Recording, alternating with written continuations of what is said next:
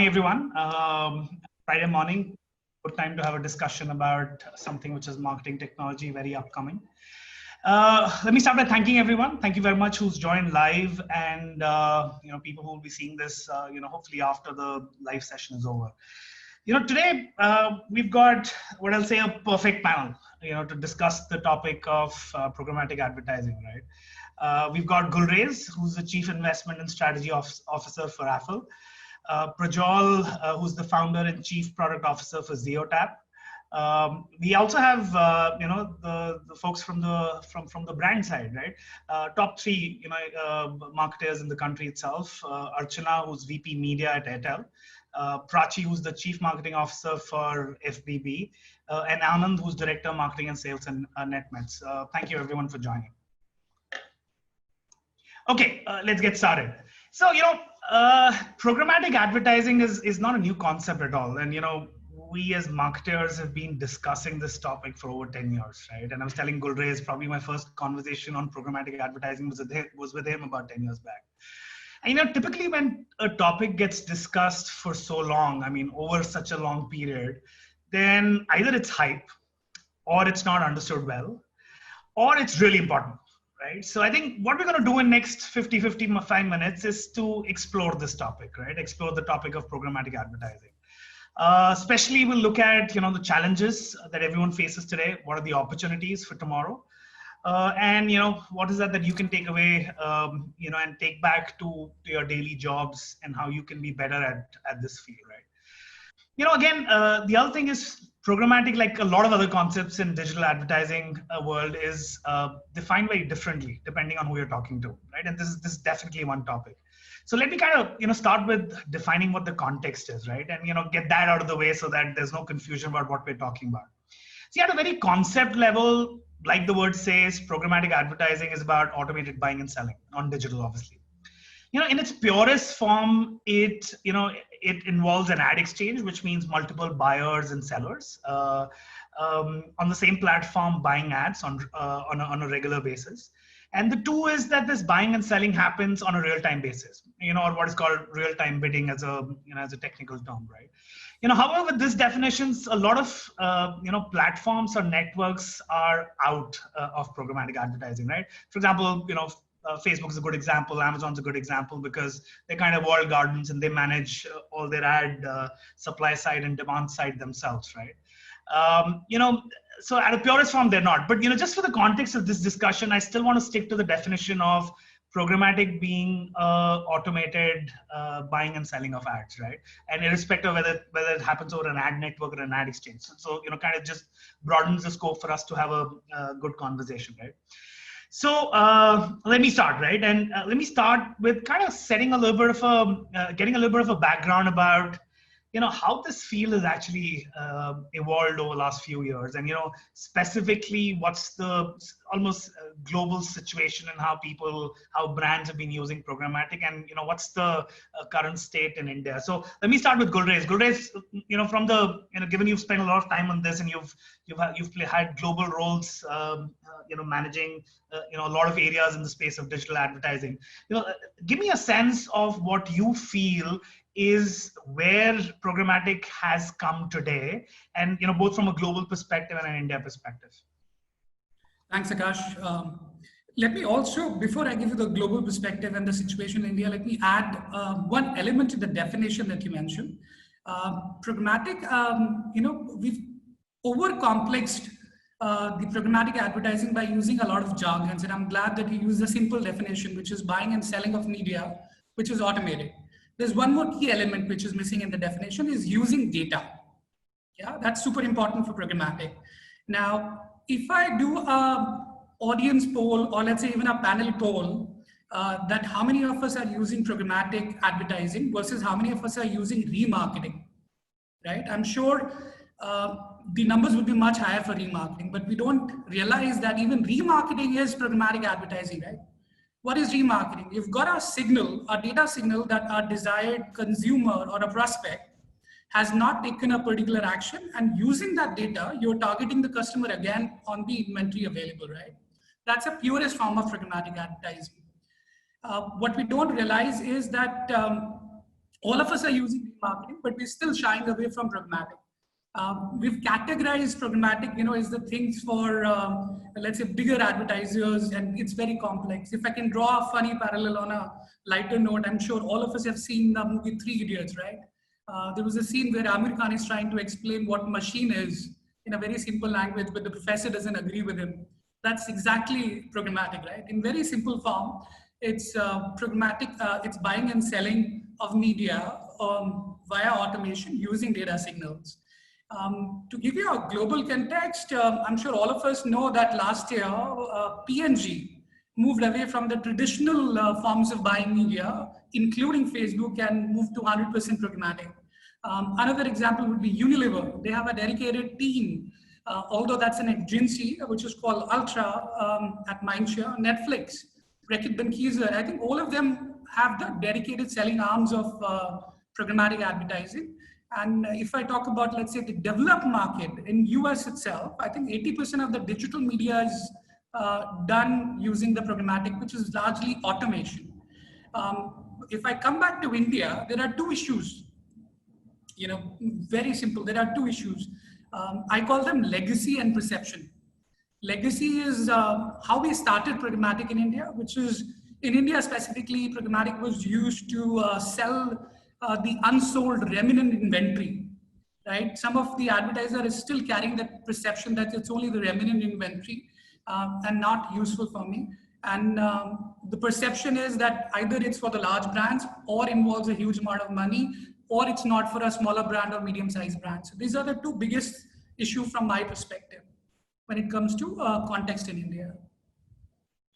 Got it. Thanks, Gulrez. Like always in all panel discussions, marketers are kind of positioned as not the smartest one in the room, and obviously not the ones who understand things easily and and are tough cookies to crack for you guys. But I'll take that point. Prajwal, and I want you to weigh in on this topic. I think again with the perspective that you have, and if there's also a little bit more contrast that you can bring in on a marketer's mindset in, for example, in the US and in India, and how do you see that impacting the choices that marketers are making in terms of programmatic buying? Prajwal? Yeah, thanks, Akashdeep. So very much echo Gulrez's positions here. If you look at the genesis of programmatic at the turn of the millennium with Right Media, which was arguably the first ad exchange, it brought with it promises of scale, number one, which was much easier to transact at high volumes than going direct. It brought with it promises of precision to some extent on the back of these data-driven signals that Gulrez mentioned. And it brought with it a promise of accountability in some respects, because there was this ability, thanks to these data signals, thanks to these identifiers that were being transmitted, there was this ability to trace the journey, the workflow, right from the impression through to whatever downstream action you were looking at, and then close the loop to some extent. And what that gave rise to was a certain degree of control that marketers had, both buyers and sellers, that they hadn't had previously. To answer your question specifically, I think the primary difference is the stigma in some respects that Gulrez alluded to in India around programmatic being remnant, or being basically a platform for inventory that's not sold direct. Whereas from our perch at a global level in the Western markets, programmatic is very much the norm, not the exception. And to Gulrez's point, it spans everything, every touch point across a marketer's journey.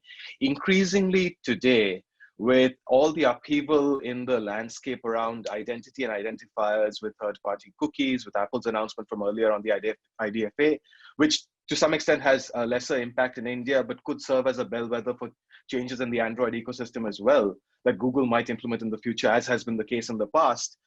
There is a certain, I'd say, paranoia around what the future of the ecosystem could be. And that, by the way, is common across the global landscape.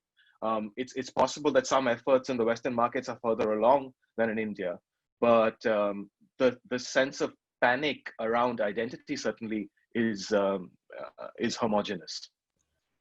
No, got it. I appreciate it. And I actually now want to bring sort of say the other side of the table, and you know, uh, Archana, if I may start with you, and I want to kind of you to give us a perspective about how you've been leveraging programmatic, and also kind of bring about some challenges that you face, which kind of brings a little bit of a counter of what Gulrez and Prajwal said, in saying that there isn't necessarily, and I'm kind of paraphrasing, a good understanding of this area for the marketeers itself, right? So Archana, your views, please. Yeah, so actually, we've been using some portion of our budgets go into programmatic, and we've been doing this for the last few years. And obviously, it's been a journey in terms of learning and understanding. So all the challenges that I talk about are based on my learnings and our journey at Artel on programmatic, right? The reason we've started using programmatic is, I'm looking at largely doing brand digital, which is trying to get drive awareness and consideration for the brand, right? That's the focus that's what I do.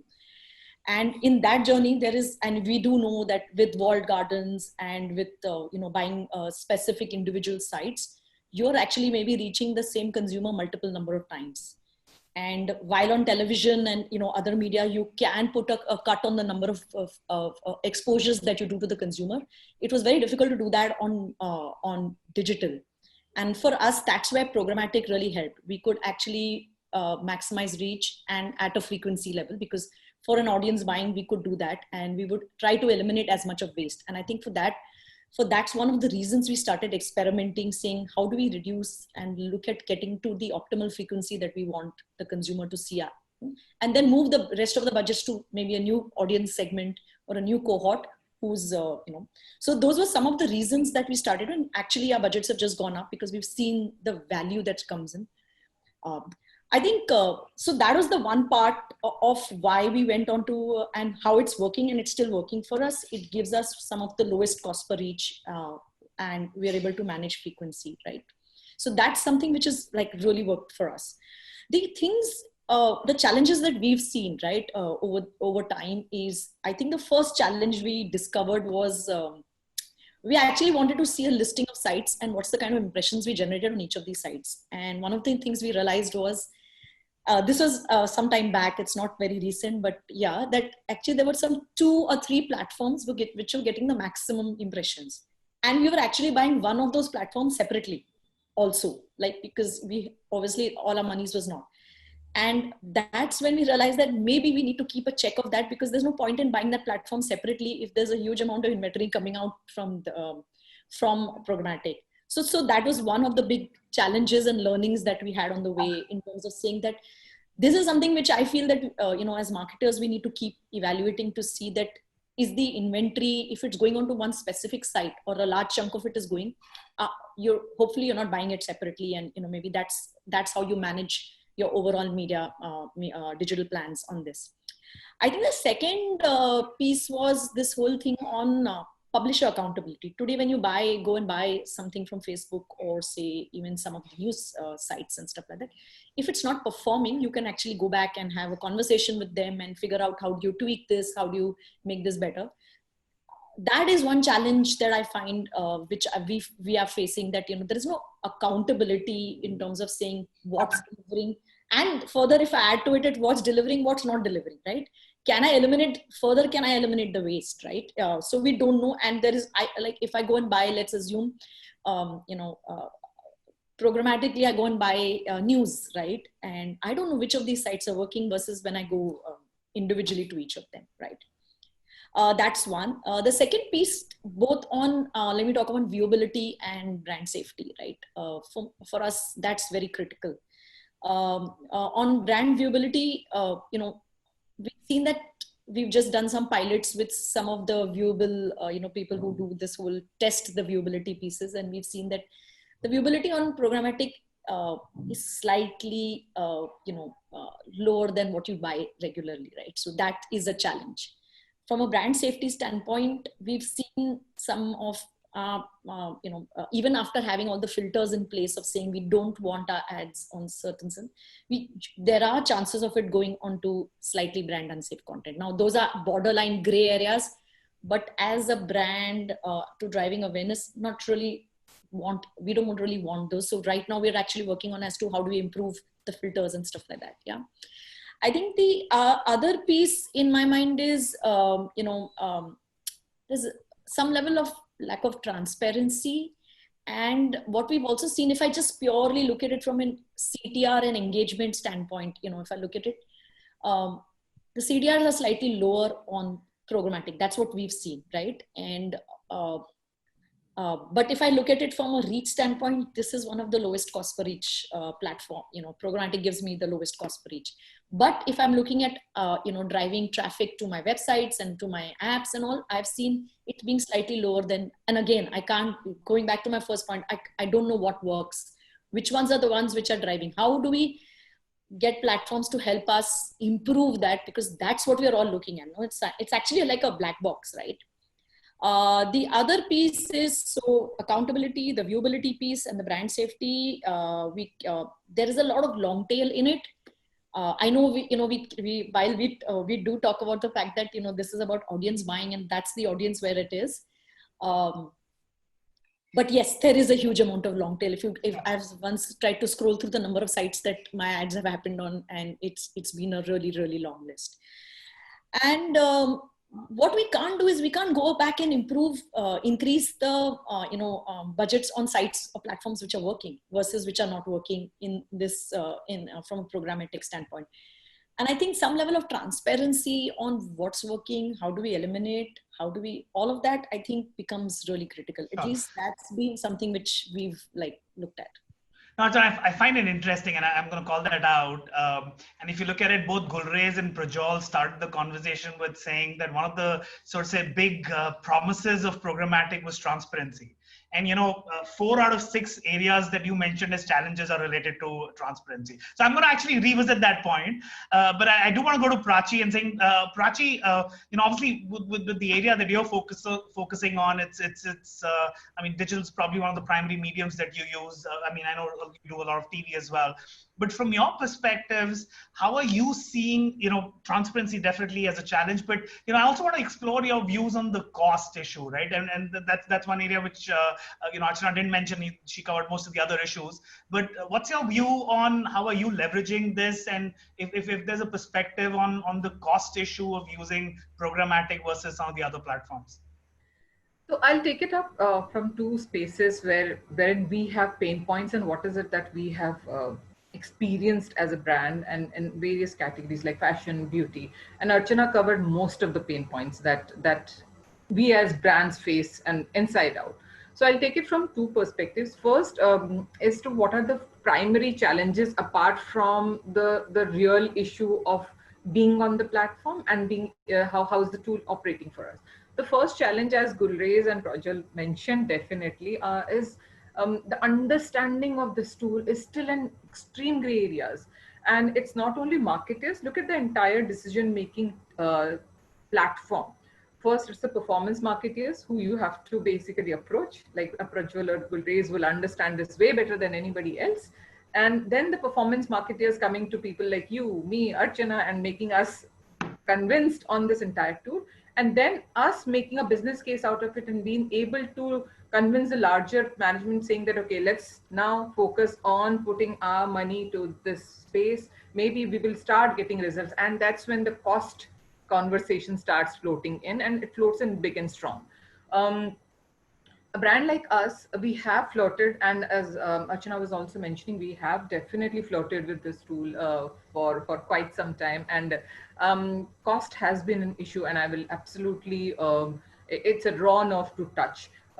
When we start working, and Gulrez, to your point of remarketing, when we started moving our budgets from remarketing to programmatic, we started, we were taken aback by surprise. 2 years back, when we started working on this tool, we were actually taken aback by surprise at how costly can it become. We definitely had a plan for the reach, but it was striking us hard at that point of time. We were at it for about I think about a month or so for us to be able to absorb the entire nuances of how the money is going to get optimized over a period of time. When we started opening up various other cohorts, and when we started the inflow of transactions started happening, that's when I think people like me, you, and our bosses will get convinced, saying that, okay, let's start floating money around here, because this is looking like a space wherein you can use as many jargons, and we have established that at the beginning of the session, as many jargons as possible. At the end of the day, please show me the cost per transaction is the right. That's the ask on table, and that's where you and me come across, and we have to convince somebody over us, saying that, okay, this is where I want to launch up. So for campaigns, for hero campaigns, I've seen this working because hero campaigns tend to scroll for a little longer period of time. Hence, it works from that perspective. I'll come to brand building when we touch that point. But for us, when we have ever put money from a tactical point of view, if it's not a long campaign, then definitely the cost hits us hard. If it's a hero campaign, then that's when the cost optimization starts building up. And I'll come back with examples when we start floating them. But the cost issue is a paramount issue that we as a brand have experienced over the past 2.5 years. Got it. And I think I do want to, I've picked up two important points that you mentioned is the overall lack of understanding, both at the agency side and at the marketer side. And I think, I think the other thing that you mentioned was about, making sure the cost makes sense for both smaller and larger campaigns, right? True. So appreciate it, Prachi. So Anand, I'll come to you as a sort of say final voice on this, on this topic. And Anand, I also want you to weigh in a little bit on the performance side as well, because I know you're focusing on both the topics in your day-to-day. So talk to us a little bit about how you've been leveraging this both for performance and brands, and what are some of the challenges that you've been facing so far? Right. So, I mean, thank you, Akash, and to all the panelists. I think very little is left for me. So I will try to, bring in some kind of insights here. So, I'll just start with this. Imagine for a second, if you were told that you cannot advertise on two of the biggest platforms in the world, which is Google and Facebook. Challenging, right? But if you see in the current scenario in 2020, it's not as challenging as it was in 2015 when we started NetMeds. And you must be wondering why I'm saying that. Exactly, that was the situation. Since, online pharmacy being at the niche category, it was the first time that we moved into this line. And the platform had no idea because of some kind of repulsion effect from the Western country. They had a policy in India that you cannot advertise any pharmaceutical product on these platforms. So those days, you did not have much choice to, choose and segmentize your consumer and reach out to them. So it was a big challenge for us those days. But what happened is one good thing happened, strategically, our CEO, Mr. Pradeep Dada, started with the vision that, we don't want to start doing hyper-local. Let's go pan-India delivery right from day one. So that was one of the good thing for us that, we went into the ATL, and especially I'm not promoting any medium. Of course, digital is great and anybody can, it's a good starter for anybody with any smaller amount to the bigger amount. But of course, the TV side of investment is larger, but it worked for us in such a way that, because of it reaches to the larger extent of the country. That's where, we started getting traction, building the brand. And then we started slowly getting into the digital way of wherever we can acquire customer. And again, that it was completely a blank slate online pharmacy, industry in India, because the buying behavior of the consumer was completely offline, right? And we started with the new offering that, hey, you can buy now medicine also online. So 2015, you could buy everything, but, of course, medicines you couldn't buy here. So it was completely a niche category in India. So, due course of time, things started opening up. And even now today, we are advertising on this platform. And of course, we have tried Programmatic as a category. And we use it for, branding and performance both. And what the kind of, the bottleneck or the mindset problem the brand has today is that, most of the money that we spent on the video advertising through programmatic. And what we saw there was, that if you are running individually the programmatic branding campaign, it is not good in terms of the engagement or whatever, because, you are putting that thing in the people's mind that, you could buy medicine online, or you are showcasing your service, but that's not leading to the transaction. So then, we were running sometimes parallelly programmatic branding campaign and performance campaign. What we did is, when we were running the, the performance campaign, we gave a support of this programmatic branding campaign. And what we saw, we were not kind of seeing, what actually is happening. What we did is we turned it off, and we saw our transaction going down by good percentage. And that delta was for us, which is a supporting from the branding campaign to the transaction performance campaign. So that's where, we derive the result of this, that, it works in such a way, because the branding on top of the funnel, that you try to create the kind of awareness, but the performance is that, Prachi was saying that at the end of the day, we are startup and we are answerable that what is your customer acquisition cost, right? And any advertising that you are going to spend money, you are also driving your existing back, and you are also driving your new customer. But then you have to keep in the control of this CAC as a variable, and that's a kind of very challenging situation, especially in the startup ecosystem, because you are questioned by left, right, center, everybody, right from the investor, that what is your CAC that you're driving the acquisition, and then accordingly you have to drive that LTV, and then you have to make sure that when this customer become profitable to you. So the bottleneck and the mindset challenge is there, and again I would call it that, like, YouTube has done amazing job in terms of like what YouTube director mix does, amazing work, AI ML kind of work they have done. But apart from this two bigos, the other platforms are kind of very seculated, and it's a requirement of, like, Gulrez and Prajol to educate, the lot of these leaders and from the branding side to explain that, that how it works. Like, even, we were not in the believer side of, it can drive the performance. But when we experimented with this two parallel thing, we saw that actually it works. So that's like, actual experiment that we have done, and we would like to share with you guys.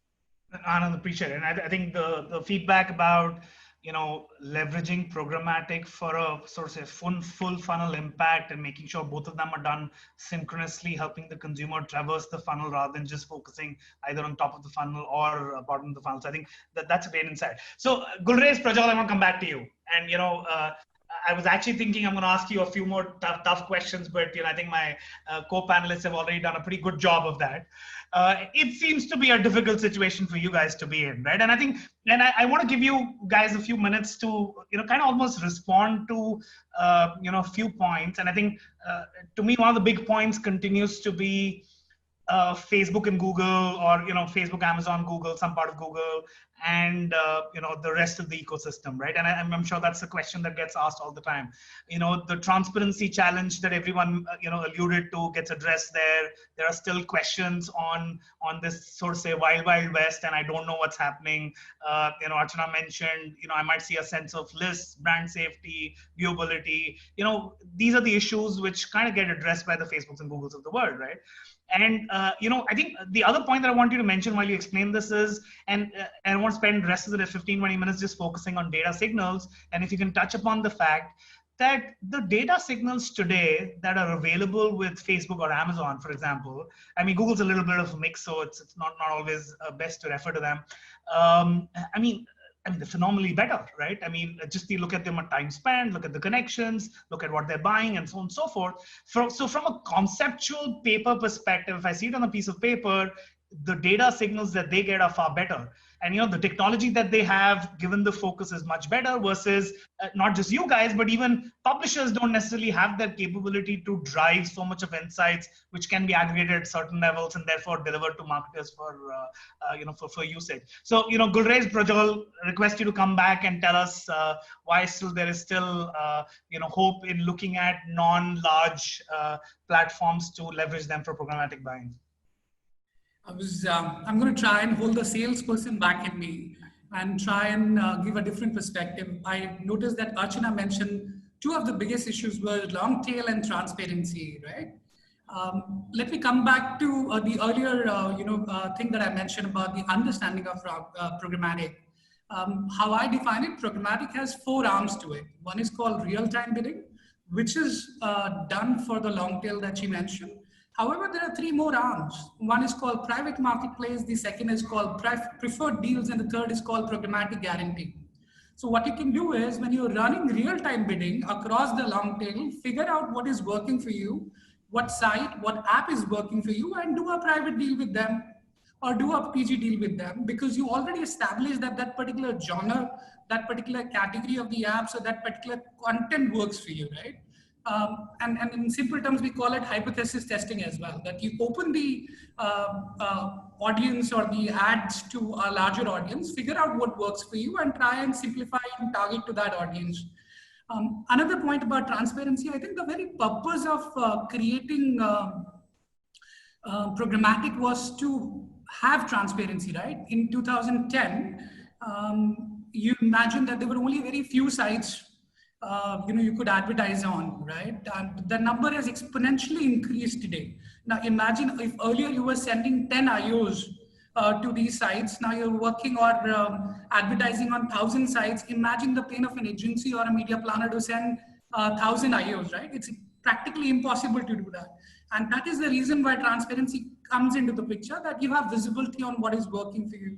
And as I said, Archana, figure out which is the right platform. There's a lot of transparency till the impression and the bid level that you can get, right? There is 100% transparent platforms available. Just figure out what works for you.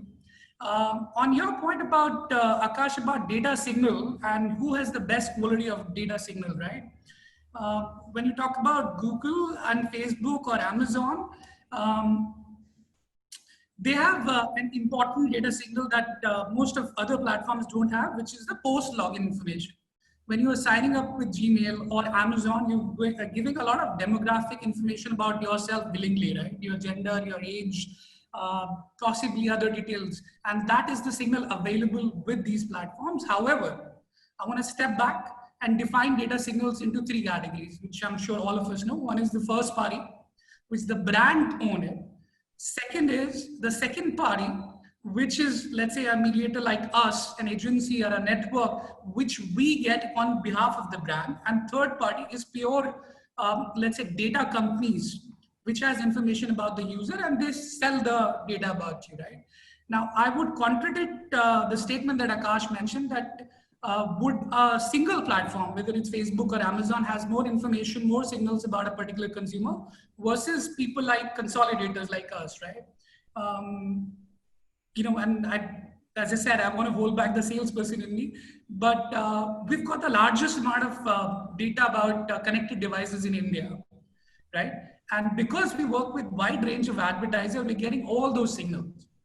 Right? You get the signal for the advertiser, you get the signal when you're opening the bid to an exchange, so you get a lot of data signal. So I would say for any network or for any consolidator, the amount of data signals, if done in the correct manner, the consolidation of this and the usage of this would be huge, right? Because a particular platform, whether it's Amazon or a Google or a Facebook, would obviously have an advantage on deterministic data, which is post-login data. But when a consolidation happens, there's a lot more information, there's a lot more consumption and content habits that we have.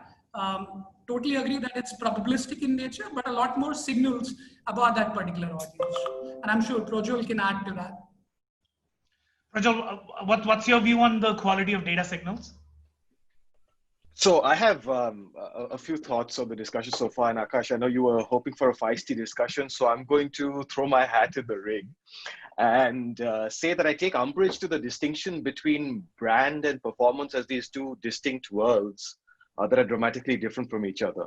I think at the end of the day, you're looking at generating tofu top of funnel, and that's typically associated with brand, and you're looking at Bofu bottom funnel, and that's typically associated with performance. And they seem to be treated as 2 different entities, but ultimately, especially in the current economic climate, you want to move product. To Prachi's point, you're looking at transactions. It doesn't matter whether you're a P&G or a Unilever or a Future Group or a NetMeds. If you're not driving outcomes, it doesn't matter what you're doing at various stages of the funnel. And to Gulrez's point, programmatic addresses all the different stages of the funnel, or can, if used correctly. So I don't think it should be relegated to one category or the other. I think it is applicable across the board. In the US, for example, almost 50–60% of TV is bought programmatically now, addressable TV. It's not linear TV anymore. So there is a certain applicability of the idea of programmatic across the board. As far as the walled gardens are concerned, I think they are definitely a very easy starting point for marketers, certainly, but they come with two constraints. And this, I say this from my own personal experience as a marketer. I'm on the board. I was one of the founders of a direct-to-consumer women's wellness startup in Mumbai called NUA. They sell sanitary pads direct-to-consumer. So it's an area where traditional consumption has been very much offline, and NUA turned it on its head by selling sanitary pads direct-to-consumer via the web. And of course, Facebook was a very easy starting point, as has been traditionally for these direct-to-consumer brands.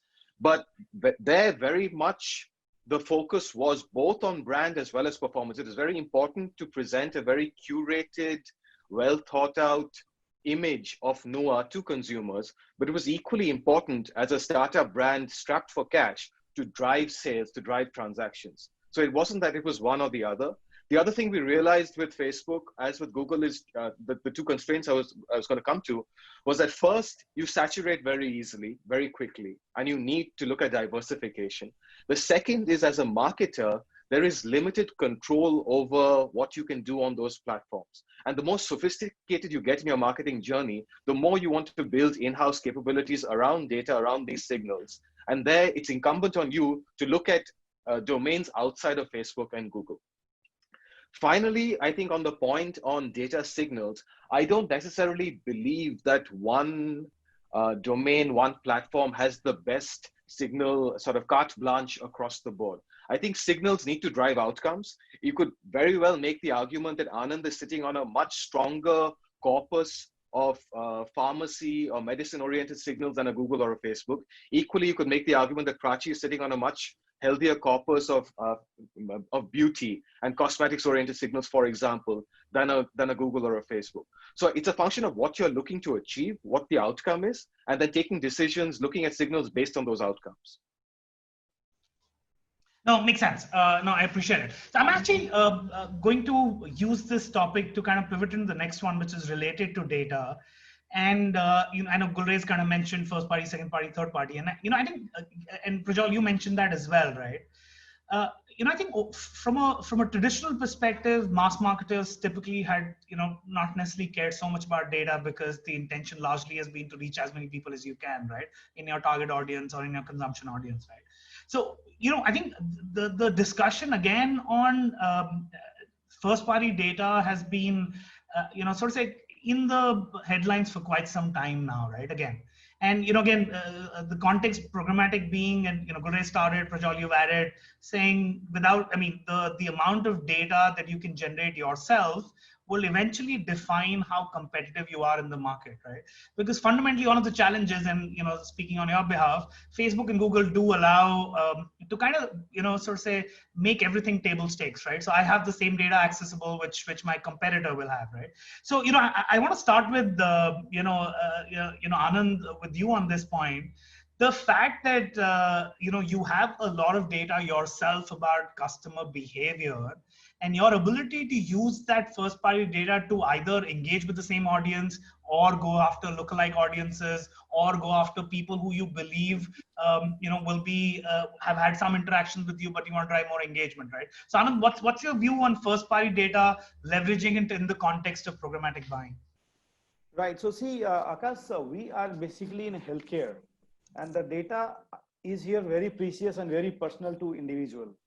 So we take the privacy to the larger extent here, but however, to drive the value to us in terms of the first party data, we reach out in terms of remarketing for sure, and then for churning the older customer back, right? So like the people who have not transacted for a certain period of time. So like we started Netmeds deciding that with multiple assumptions, because we did not have anything, any data available to understand that what is going to work, what is not going to work. So, so whatever data that currently we get it. So the primary objective is that, that we have to churn our existing base and bring them back. So there are two ways for it. One is that, within our ecosystem. So like we have our own, not on, but of course, rented platform for the personalization. So we reach out to our existing base based on their buying behavior on the real time or based on the time frame. And the larger picture is that when these people are not in my ecosystem and they are everywhere else. So whether they are on Facebook, they are on Google, or they are consuming content, they are consuming news, they are on video sites, they are on OTT platform or wherever. So the idea is that one thing is that you have to keep, we should not allow them to forget that, you were our customer and we still keep on reminding you that, hey, you transacted us at NetMeds. So one of the biggest challenges that we have currently is that, we deal with medicines and you cannot suggest somebody anything, right? I can't suggest you that you take this medicine. So our communication goes very unified that, that it still goes in the straight line that, buy medicine online, or you come and maybe you haven't transacted for this time. So the communication goes very well. So that's where we saw the challenge that, you can't have any information coming back from the system and presenting in front of you that, hey, last time you bought diabetes medicine or hypertension or this, why don't you go and buy? You can't do that, right? You'll be completely screwed up. So that's where we launched this ancillary category, which is like a wellness, OTC, Ayush, homeopathy, and all these things. Apart from that, we have a doctor consultation, lab test, all this, and there the data can be like, if you have come to NetMeds and you try to search, let's say, some beauty product. We have two ladies here. So if they have searched some beauty product or wellness product, now if they are going anywhere out of our ecosystem, one thing I will be doing that, if they haven't transacted, it was a window shopping, I will be trying to reach them by any communication method that is available to us, which is an email, SMS, push notification and all. And then we use all these pixels back in the ecosystem of OTT or Programmatic platform and make sure that we are reaching to these guys and we are able to bring them back and increase on the transaction side. Super. I'd just like to, you'll be surprised how much beauty products Gulrez and Prajol spend on. But okay, let me, Prachi, if I have to ask you this question with the perspective of the need for you, again, you've got enough and more shopper data as well, right? And in your mind, how critical is it becoming in your overall, sort of say media marketing strategy to leverage that data to deliver messages to your customers? So huge. I mean, the maths was explained by Anand very well. So not that the maths is going to change for me, but yes, what I am as a hypermarket able to do is model this behavioral intents into my hard selling data and throw them related categories or unrelated categories depending on whatever they're consuming outside my platform. Apart from that, I think the first question that most of us need to answer, outside of digital natives, how much of this data is clean data? When we are triggering with this data, flirting with this data, whether it's a lapser, whether it's an active consumer, whether it's a consumer I am trying to capture for some other category, how much of this data is a clean data? Look at us. We have been collecting data manually 20 years, since the past 20 years of us being. Then maybe it graduated to capturing it on Excel sheets, and then finally whatever mode of new tools we are employing at this point of time and capturing it. Look at the data, clean data available for us to be able to flirt around with. That's the first question. In any first party data, which dates back more than 5-6 years, the sanity or quality of the data has to be first of all question. Second is the usage of this data. As I said, unrelated categories, throwing behavioral intent at over and above the hard black and white data that we have, has been a hypermarket strategy. And even if it's a beauty customer and an unrelated category like a food or a kids category might be getting thrown at me, is absolutely something that we use, and it has seen a lot of transactional cost being brought down from our end.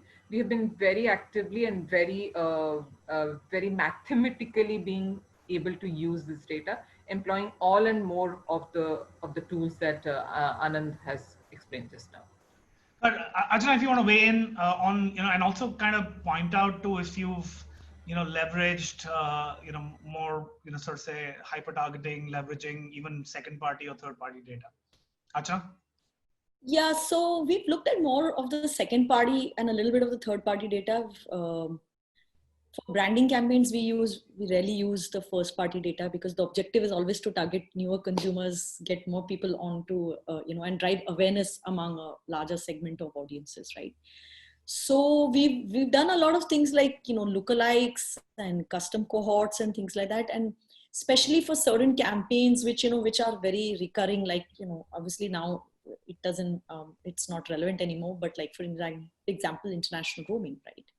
That's a campaign you want to keep targeting to an audience who's constantly, who's going to go abroad or who's going to go travel very soon. And, so we've kind of used a lot of those kind of creating lookalikes because you'll never get the exact consumer who's actually going to be. And it's a cohort that you can't target. You can't talk to everybody because it's going to be to a lot of audiences, it's going to be irrelevant communication. It's only going to be relevant to an audience who's actually about to travel in the next, month or so or less than that. So for us that, we look at signals as to how do we get that signal of the fact that this consumer is planning to travel or is about to travel. And that's where, so I've just given one example of what we've done. A lot of our other campaigns, as I said, from a branding standpoint, are typically, creating a larger reach and driving awareness. So that's where, I just wanted to talk about one point that Gulrez mentioned on the whole transparency piece, right? I don't, when I'm talking about transparency, the transparency also talks about, things like where's my ad getting placed? As I said, I'm looking at purely from a driving awareness standpoint, right? While obviously there is, everything has to drive into a business outcome, but my focus is largely about creating awareness. Where is the placement? Is it in the first scroll, second scroll? What's the size of advertising?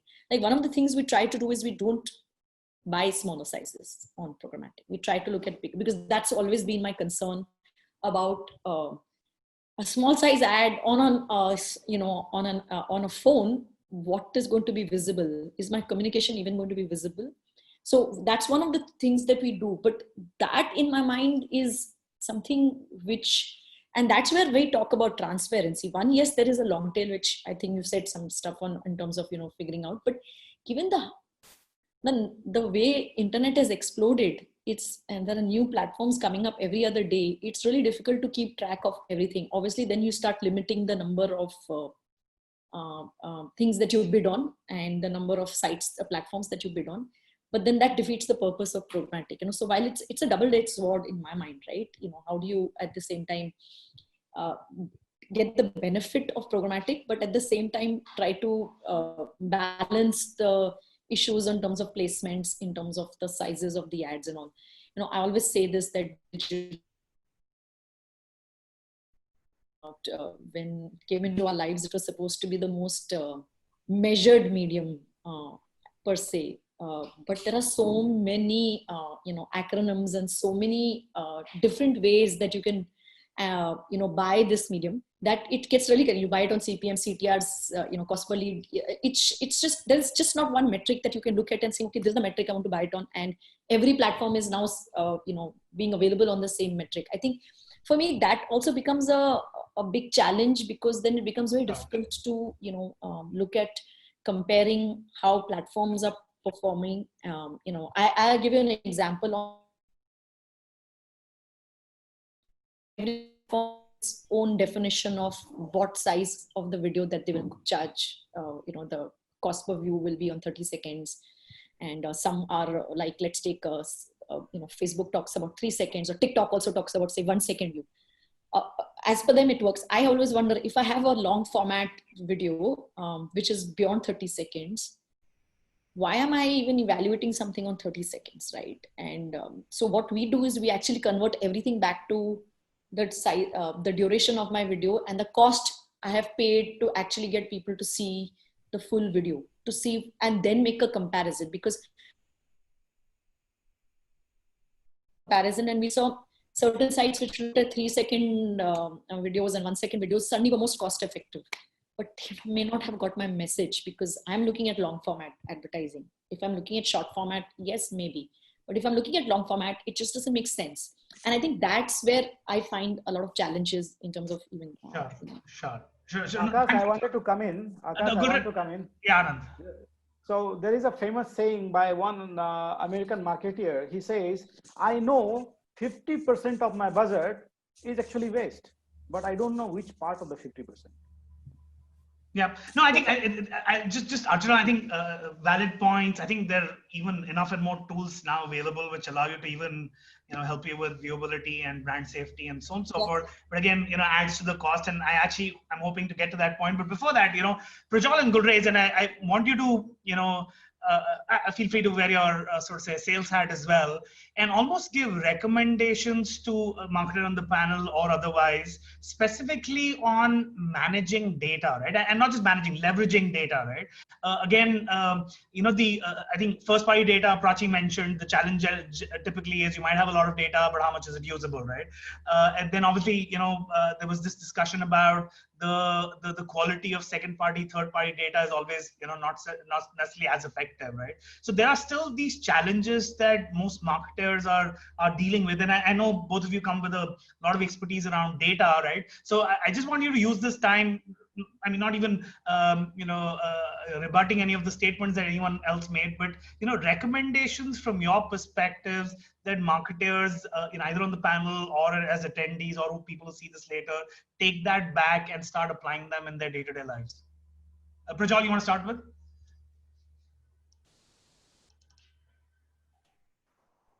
Sure, Akash. So actually, it's interesting that all these conversations around first-party data, because the change in marketer perspective has been reflected almost directly in our product stack. 6 years ago, when we started the business, the majority of the conversations around data were in the context of third parties. So marketers had this sort of arm's length relationship with data assets that they didn't really engage with directly, but they used for the purposes of media buying and such.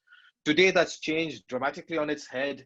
The conversation starts with first party first. And so the conversation as far as our product portfolio starts with something called the CDP, a customer data platform, which is in some respects a successor to the DMP of Pure, but more specifically, I think, is basically a platform that allows you to unify first-party data across siloed sources, build a common taxonomy, build a unified customer view, build what is known as the canonical ID in this context, which is a unique customer ID, build out a private identity graph, which is basically, if you have customers that log in on different properties across different channels, how can you pool all those identifiers into a single customer view so that you can have that luxury of addressability across different channels and yet have a consistent messaging across them.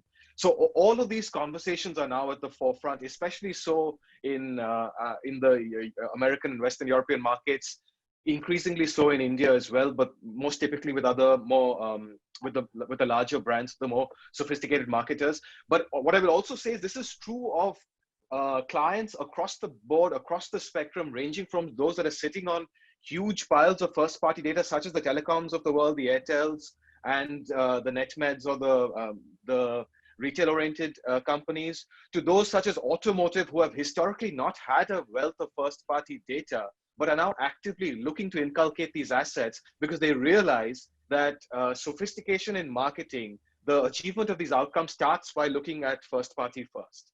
So if there's one recommendation I would have, I would say, look at CDPs as the entry point. And in terms of philosophy, I would say, and I've said this before, start with outcomes. Start with looking at what is it that you actually want to achieve. And data is just a conduit to that eventual goal. Data is not an objective in and of itself. Thanks, Prajwal. Makes sense. Gulrez, a quick couple of minutes on that, please. Sure, and I'm glad that Prajwal mentioned about the DMP and the CDP. I would say that, and I also touch upon, one of the questions that audience has asked. There are two types of, CDP or the information that you're looking in a CDP or a DMP. One is cookie-based, right, which is the traditional way of doing programmatic. However, the other is based on the device IDs, right? Which is the mobile app world we live in, right? On the app advertising, you don't have a cookie, right? The cookie doesn't exist. It's based on the device ID, which normally doesn't change over a period of time. And it based on the signals that we get from that particular device, right? So no recommendation, but for the advertiser and the audience in the panel, audience, I would suggest go for something that can provide you a consolidated view. I mean, we are doing a number of projects where we are, for one of the largest advertisers in India, we're trying to map the cookie that they have collected in the last 5 years, because that's the information on the web, with the information that's available or the device IDs that are available in the app economy, right? Is there a way you can build what Rojal mentioned about the unique identifier? We call it the universal ID, right? How can you get that single view of the customer across the web and the app world? We all know that the cookie is gonna, be going away, right? So what does the future look like in a cookie-less world? Can we rely on the app economy and the signal that it provides? For all the advertisers I would look at the platform which can give you this unified picture of the consumer based on cookie and the device ID mix. Super. I think I just want to touch upon one point, and happy to for anyone to actually jump in. See, one of the challenges with the complexity of the whole ecosystem, and Archana touched upon it, is the fact that there's a need for multiple tools and technologies, right? So, I mean, you ever having conversations about how CMOs are, fundamentally becoming more of, CIOs or CTOs, because just the amount of investment that they need to make on tools and platforms, right? See, one is obviously the complexity. So I think, Gulrez, Prajal, the understanding challenge one comes from there, right? So, I mean, conceptually, I'm sure everyone on the panel otherwise as well agrees with the fact that there's definitely definite value and so on and so forth, but the execution challenges is just so much, right? That's one part. The second larger issue, which again touches upon what everyone talked about, Anand and Prachi mentioned that quite a bit, about the fact that fundamentally we're looking at a cost per outcome, right?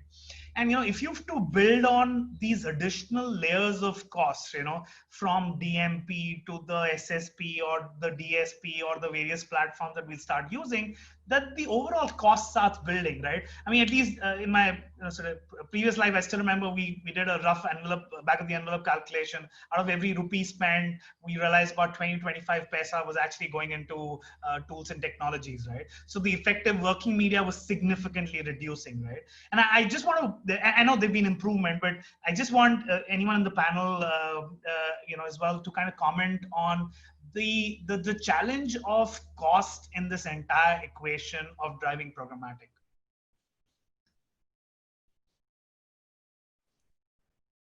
Right, so I will take it. So see, I mean, one thing which I currently see as a challenge in the marketing way is you have it's a kind of assembled computer. You see, there's a different company provides hard disk, different company provides you the motherboard, different company provide you keyboard. There's nothing assembled here. So now if you see the current scenario in the current digital marketing world, we have like more than 5,000 to 10,000 of different varieties of tools, and nothing talks to nothing, right? So now if I talk about, that if I'm doing a personalization, which is connected from the programmatic world, and now there has to be API or there has to be sync between the two different systems. And that itself goes into the IT system, IT cost, right? You need to have your tech guys involved in this process and make sure that that flows in. So there are like multiple process in that which involves, and then there are like, multiple platforms that you have to use it. Like some of the OTT platform recently came up with the marrying with the e-commerce. And so you are advertising on OTT, but you can target that consumer base from their e-commerce. So you are like more relevant to these guys. So you have like a scattered way of these tools and ammunition in the marketing hands. And it's like a multiple variety of things that you have to, it's like, you need to have 10 arms. You just cannot handle this thing with the 2 hands. And you need to have a smarter set of people in the team to manage all these things so nicely, because, all this data has to be collated, and data is very precious in this term, right? So because you have to have effective way of spending money and effective way of churning the data that, and making the decision-making power. A lot of time we have an internal team meeting and people say that, yeah, I look into data, but then data tells you a lot of story that, what is working, what is not working, where you should be investing your time, money, and energy, and where you should not be. So, and the tools and ammunitions are like very scattered, very vast. And I think there is an industry step out should happen, because, I've been like, gone through so many demos of multiple big line company to the middle level and the low level, but everything goes into different direction. So, the one point is that if, from the platform side, if they're worried about their P&L, similarly, we have the challenges of our P&L, right? Because the cost you bomb for all these things. And as long as a marketer, it doesn't go in your head that what it is going to drive you back, what is the value that you're going to get back of it. So I think, that's what, one of the point that you earlier mentioned, that what is the challenges that currently industry or India, like, 80% in the budget in the US is spent on the programmatic, but why not in India? It's very early phase, because, somewhere it is a cost conscious in the mind of the brand holders, that, whether it's going to drive you result or it's just kind of wishy-washy game, right? So that's the kind of my take on this. I agree. And I think if I have to add, most of these platforms are kind of designed, built for the Western world, and charged to us in dollars than otherwise. I mean, not some of you. So just last 10 seconds, Gulrez, Prajwal, can you just comment on that, and we will probably summarize and close this. I'm just conscious we're a few minutes over time already. On the cost, Gulrez, Prajwal, what's your recommendations to people on the panel? First and foremost, not necessarily all the platforms are built for the Western world. We are made in India. Talk to us. Number two, I think Archana already mentioned that for programmatic, the cost per reach out for her is the cheapest, right? So it depends on how you're evaluating that media. Are you looking at cost per reach out? If you're looking at cost per action, how have you structured the platform to enable the same outcome, right? Have you enabled the VT or not? And I'm glad Anand mentioned about the analogy about the assembled computer. It's like what you put in, what the output will be according to the same, right? So I would say there is enough and more platforms which are designed for India and works very well in the Indian market. Just evaluate the right player. Yeah, good. Let's go ahead. Enough and more advances being made to cut down on the cost using blockchain. So time will tell us. Number of companies are doing very effective actions on reducing the blockchain, reducing the cost part of it using the blockchain. So let's hope for the best. Got it. Prajwal, your comment on that? I mean, the only thing, as a technology provider, I can't protest the technology costs. The only thing I will say is that it is true that there are all sorts of middlemen across the transactions typically who don't add value, and anyone who doesn't add value should be removed from the process. There's no argument there. But there's also huge opportunity for technology providers, for platforms to add value and drive efficiencies as well. There's a lot more you can achieve by implementing a first-party data platform than you can do by continuing to pour money into, vendors and third-party data providers and extraneous tools that don't necessarily add value. So I think it's an important process of evaluating what exactly you're putting into this assembled computer. And sometimes it does make sense to spend a lot of money on a motherboard or a chip, because that has huge downstream consequences that do add value. Sure. No, I appreciate it. Final comment, quick question, and I just want everyone to respond to this. If I have to ask you for what percentage of, digital advertising spends will move to programmatic in next, 3 years. I mean, let me not even go beyond that. Last report that I read, at least on the display side, the number's about 20% right now. And if you take out, some of the Facebooks and Amazons of the world, right? So from 20%, where do you think it'll finally end the next 3 years? Archana, let me start with you. I think it'll go up to in the range of 45 to 50%. Yeah. Got it. That's a good number in my mind already. Prachi, what do you think? Likewise, I was actually hoping it should go up to 50-60%. Yeah. Anand, what's your view on that? You're on mute. Anand, you're on mute. Yeah, so one thing, my observation during this entire lockdown thing, I never came across any ad which was irrelevant to me. So that's a good progress, and that's a good sign for, Gulrez and Prajwal, because it's a part of, because currently the budgets are tight and people want to spend it very judiciously. So I would say that maybe, people should go like, US standard 80%, go to that. But it's again on, you know, how much time and energy these platforms are investing to educate and, you know, bring these people on board. I wouldn't comment on the percentage. I'm quite hopeful, but it's not going to help me in any way. Prajal, what do you think? I would concur. I would only caveat that by saying it's a function of what the outcomes are with identification of the landscape. If third-party cookies do see a demise over the next 18 months, as Google Chrome have promised, which is the bulk of the market, and there is no easy solution that comes up as a reliable substitute, then it does have the potential to dramatically impact programmatic spends, as do any changes to the Android identification landscape.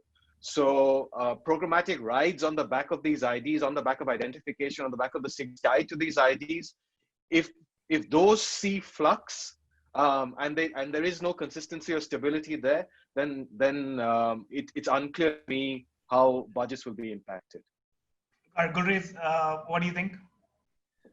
Do you want me to tell you what I would like it to be, or what I think it will be? What do you think? I know what the like number will look like. What do you think it will eventually hit in the next 3 years? You know, we are working very strongly in an area called connected TVs, right? And I believe the future of programmatic also, and the percentage that we are talking about, would be dependent on the growth of connected TVs in India. We've already seen in the US that the number has shoot up because of the connected TV on the back of the growth that's happening in OTT. I mean, imagine all of us, right? All of us would have subscribed or have one or the other, or at least 3 OTTs on our mobile phone. Imagine if we shift the OTTs on a bigger screen and we are able to target the user on a bigger screen on these OTTs and connected TVs. I would say that the percentage that you're asking for depends on the growth of the connected TVs, but I'm very hopeful on that now. Got it. So let me just quickly, summarize the discussion and, kind of add a couple of my viewpoints as well. So I think, see, and always would agree with the lockdown and the acceleration of digital, the need for you to have systems and technologies which allow you to manage scale with a lot of data signals, which allow you to be more effective. I mean, that's definitely going to accelerate. So I don't think there's a question anymore about whether programmatic has arrived, or is it going to take, or is it the future? Is it the current? It's here now. A lot of good people are leveraging it for competitive advantage, right? Rather, as we move forward, as more and more people want to differentiate themselves, but start building their own data, own platforms, I think the need for programmatic would even go up versus some of the walled gardens that exist, right? I think the challenges will continue to be around, sort of say, the ecosystem, education, agencies, marketers, understanding understanding the whole ecosystem, and sort of say, demystifying it for everyone in the ecosystem, so that it's much easier for us to use it, right? I think as I always said, and we were having a discussion before the panel as well, I personally believe there's a lot of onus on people like Gulrez and Prajal to make sure that it's simplified, it's made easy, and it's made more cost effective, so that the adoption goes up, and we'll probably see even much better results as the scale of adoption goes up, right? So with that, I truly want to thank everyone on the panel. I wanted the discussion to be a little bit more heated, wasn't so much, but hopefully for the next time. But Archana, Prachi, Anand, Prajal, Gulrez, truly appreciate the time. Thanks for everyone who's joined as attendees. Thank you, Exchange for Media. Truly appreciate it. Thank you very much. Thank you so much. Thank you so much to all of you. Thank you. Bye.